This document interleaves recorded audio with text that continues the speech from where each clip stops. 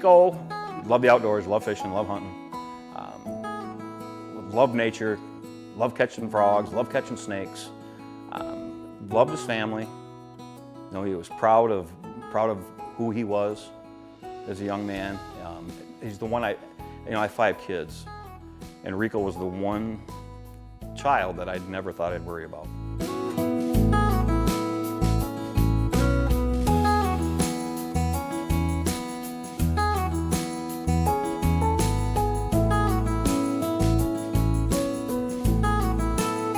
So after we lost Rikko, I was looking for an avenue to deal with my grief and my pain from losing my son. And probably 4 months after Rikko passed away, my brother-in-law called me and he says, hey, he knew I played guitar, and he says, some of us are getting together at this guy's barn, and I know you've been going through a lot, and it'd be good for you to come out, so why don't you come on out and play some music? So I said, sure, and I went out one time and sat in with the guys, and there's just a bunch of local guys, strumming their guitars and singing songs. So that was the first night I had met Sean.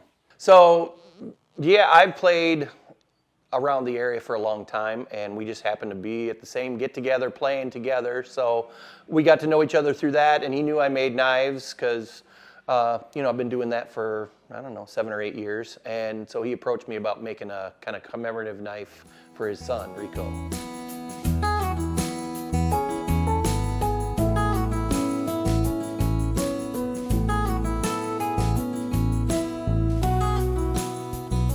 Well, I'm an avid outdoorsman. I've been deer hunting pretty much since I was 14 years old. And of course, Rikko was an avid deer hunter as well. So I have my son's ashes, and I'm trying to figure out what can I do with them. I don't want to just carry them all in an urn, and I'll put some at the cemetery.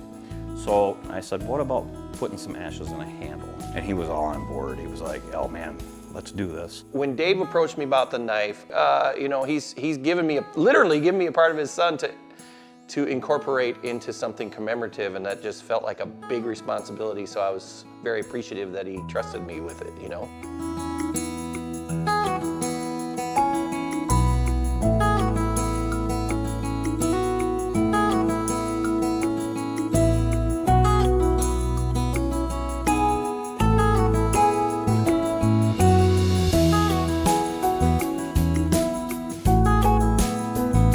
So he told me he had ashes, and a friend of mine that makes those type of handles, I asked him if he could incorporate it in. He's like, sure. And it just way exceeded my expectations.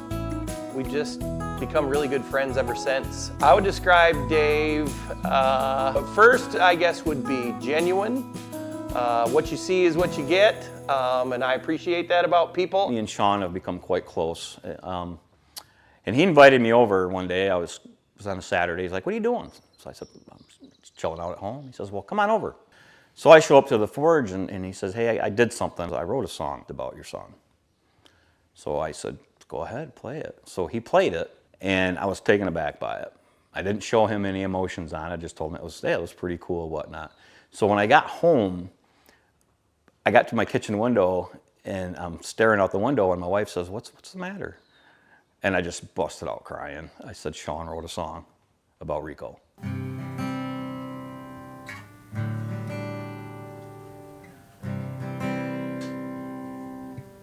Didn't know goodbye meant for good.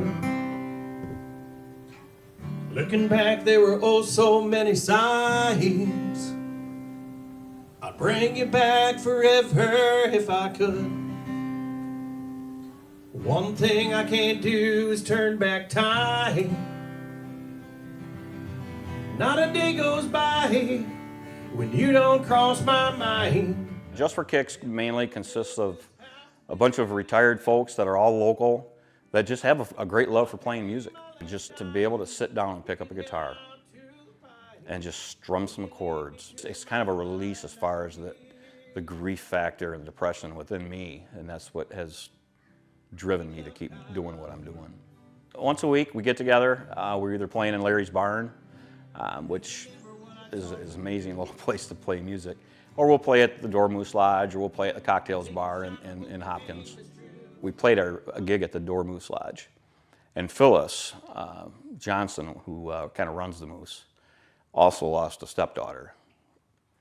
And then first night that we played there, we were discussing my son, and we talked about her stepdaughter. And she says, we should do something. I said, well, you want to put on an event? She says, absolutely. So let's put on an event just to raise awareness, do something positive. So my dad came to me and had talked to me about what he wanted to do, and I felt helpless with the whole situation since losing my brother, because what do we do to help? How do we help? Any suicides are not talked about at all. There's just no coverage on it. People don't know how often it happens in their communities. You don't see any statistics or anything like that on suicide. Breaking the stigma, that is a huge thing, is a lot of people don't know that they can talk to other people about it, or don't feel like they can talk about it. They feel like they're alone, and they're not. So I was so happy when my dad came to me and told me hey, we have this idea. He's like, we're gonna do our band there playing, and hopefully maybe get a couple other bands, and just raise money and just get the word out. And so he was like, I need you to come up with a name for me. And that was the beginning for the Strumming for Suicide Prevention Awareness event that we put on. He told me about that he wanted to do a fundraising event, and I knew I could help him do that. I'm always on Facebook, YouTube, all that stuff, blabbing about my next concert or something, trying to get people to come. So I knew I could help him from that standpoint, get people interested.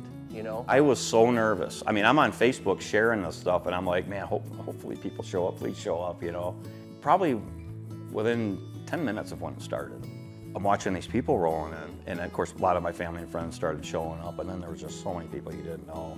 It was probably one of the most incredible days of my life, because the community, family, friends came out, supported. We had so many donations from different folks that came in, and grandmas were making quilts. A company called Myasco Industries purchased a guitar, and we raffled a guitar off just to raise money for awareness. And that place was absolutely packed. For 4 hours, it was pretty much standing room only. Probably one of the biggest highlights was at the end of the day when everybody had been come and in and out, and over 400 or 500 people. Just to be with Dave in that moment, see his family, and we had our moment at the end, and just to go, we did this. We did it. So we just hugged, and it was everything.